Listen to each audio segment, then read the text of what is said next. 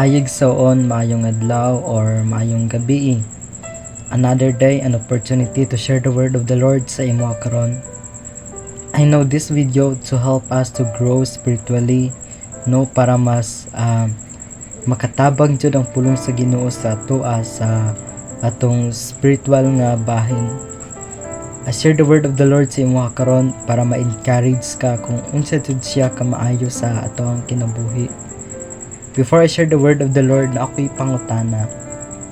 Ikaw ba ang klase nga tao daghan kayo kag problems, challenges, trials, and gusto nimo siya i-share sa imong friends, pero ang result is wala nila gina-accept, no?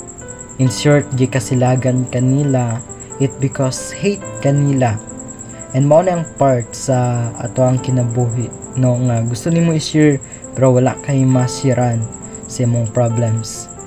But the word of the Lord, no, mao ni ang kanang ga-encourage sa atoha, and through sa iyang tabang, no, kung hatag nato ang atong mga burdens sa Ginoo, siya na ang mag-handle tanan sa atong kinabuhi.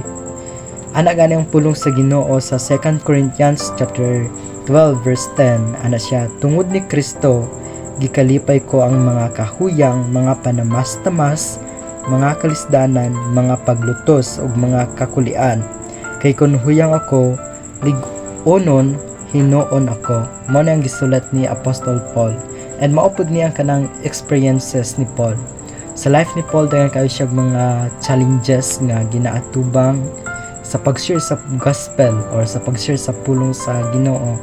Daghan kayo siya mga na-experience nga mga persecution, no? Gibato siya everything na makasakit sa iya physical.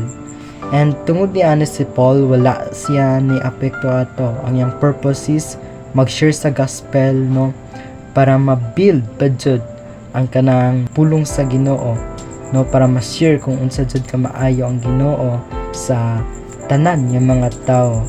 And through the life of Paul, no, bisan naka-receive siya or nakadawat siya og kanang mga persecution, no, gihimo niya blessing or gikalipay niya, it because based sa iyang kanang opinion or based sa iyang experiences, ang katong mga pagsulay is kanang through sa tabang sa Ginoo, no, kanang ma-succeed siya and mas mulambok pa jud siya, it because gitabangan siya ni Jesus. And kini nga verses, kung atong relate sa atong kinabuhi, although different man tag experience ni Paul, pero naatay matun-an. It because sa atong generation karon, ang atong gikinahanglan jud mao ang Ginoo. It because through the sa tabang sa Ginoo, no, mao kini ang atong confidence sa atong kinabuhi sa pag-share sa gospel, which is mao kini ang atong kanang kadasig, no, nga gitabangan ta sa Ginoo. I know nga natay mga persecution karon, no, ginabiay-biay ta sa pag-share sa pulong sa Ginoo, but it's okay, it because ang Ginoo wala ta niya gipasagdan sa season sa atong kinabuhi.